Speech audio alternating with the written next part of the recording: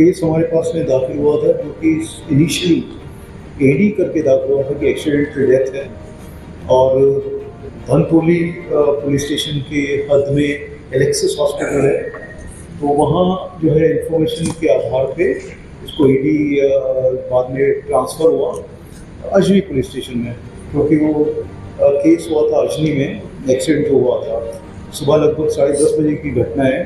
उसमें जो है एक सीनियर सिटीज़न थे जिनका नाम पुरुषोत्तम पुट्टेवार है, उनकी वो इंजरी के बाद में उनकी डेथ हुई थी और डेथ के बाद में ये इंसिडेंट जो हुआ था 22 तारीख को, 22 मई को, और एडी करके इसमें फर्दर इंक्वायरी चल रही थी।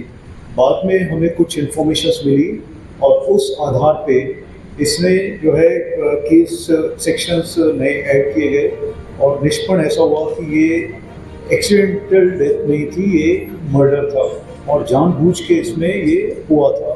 इसकी इंफॉर्मेशन जब तक हमारे पास में एक एक चीज़ हमने एविडेंस कलेक्ट की, उसके बाद में जो भी पंचनामा, सीसीटीवी फुटेजेस, ये सब चीज़ें चेक की गई कि किस तरह से हुआ और पूरी इंक्वायरी के बाद में हम इस पे कंक्लूजन पे पहुँचे कि ये जो है मर्डर है।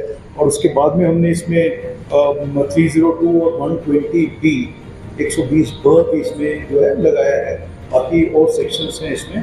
तो महत्वपूर्ण इसमें जो था 302 और ये जो पुरुषोत्तम जो थे, इनके ऊपर इससे पहले भी 2 बारी जानलेवा हमला या फिर एक्सीडेंट इसमें हुए। और ये एक्सीडेंट क्यों हुए? क्योंकि इसकी इंफॉर्मेशन भी हमारे तक नहीं पहुंची थी, तो ये इंफॉर्मेशन ना पहुंचना और इसमें क्यों ऐसा ये बार बार हुआ और थर्ड टाइम की जांच चलेगी इसमें। इन्वेस्टिगेशन में फर्दर पता चला कि इसमें कई लोग इन्वॉल्व थे और उनमें से जो मुख्य जो इसमें अरेस्ट हुए उसमें एक अर्चना पुट्टेवार करके हैं, उनको अभी तक हमने अरेस्ट किया है। उसके अलावा नीरज निंजे हैं, वो है, दूसरा सचिन धारणे है और सार्थक बागड़े।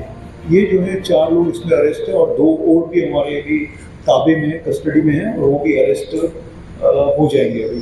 तो इस तरह से लगभग 6 लोग इसमें हमारे हिरासत में हैं और इसमें जो पता चला अभी तक वो है प्रॉपर्टी डिस्प्यूट था, जिस प्रॉपर्टी की वजह से ये हुआ। इम्पॉर्टेंट केस इसलिए है क्योंकि इसमें जो बिल्कुल डार्क था, जिसके बारे में इंफॉर्मेशन नहीं थी और जिस तरह से इंफॉर्मेशन निकाली गई और क्राइम ब्रांच यूनिट 4 ने इसमें बहुत अच्छे से कार्रवाई की है। हमारे क्राइम ब्रांच के सभी अधिकारी और कर्मचारी इसमें इन्वॉल्व होके अभी तक बहुत सीक्रेटली इसमें हमारा काम हुआ है और एक कैसे इस केस को हम फुल प्रूफ बना सकते हैं, इनके जो भी ट्रांजेक्शन्स हुई हैं वो और जैसे जैसे ट्रांजेक्शन्स हुई हैं जो भी इन्वॉल्व है इसमें वो, और इसमें लगभग 17 लाख रुपए की अभी तक हमने प्रॉपर्टी जब्त की, जिसमें कैश, गोल्ड और इसके अलावा 4 व्हीकल्स भी हैं। एक व्हीकल जो शुरुआत में स्कूटी जो थी वो इन्वॉल्व हुई थी, जिससे एक्सीडेंट हुआ था। उसके बाद में जो है कार i20 जिसने जो एक्सीडेंट में इन्वॉल्व थी, जो डेथ का कारण भी था बाद में, और उसके अलावा भी 2 कार हैं जो इसमें हैं। इसके अलावा जो भी प्रॉपर्टी की डिटेल्स हैं वो डिटेल्स हमारा संबंधित डिपार्टमेंट्स को हम लोग बता रहे हैं और वो इंफॉर्मेशन भी पाइपलाइन में है। वो आने के बाद में उसमें फर्दर एक्शन भी हम लोग लेने वाले हैं। तो इसमें जो भी इन्वॉल्व थे, जो एक्यूज्ड, वो लगभग सब हमने इसमें अरेस्ट किए हैं। परंतु इसके अलावा भी, क्योंकि ये ऑनगोइंग है केस, सीरियस केस है, सीनियर सिटीजन की इसमें का मर्डर हुआ है, तो इसमें और भी जो चीज़ें आने वाली हैं उन पे भी हम लोग कार्रवाई करने वाले हैं।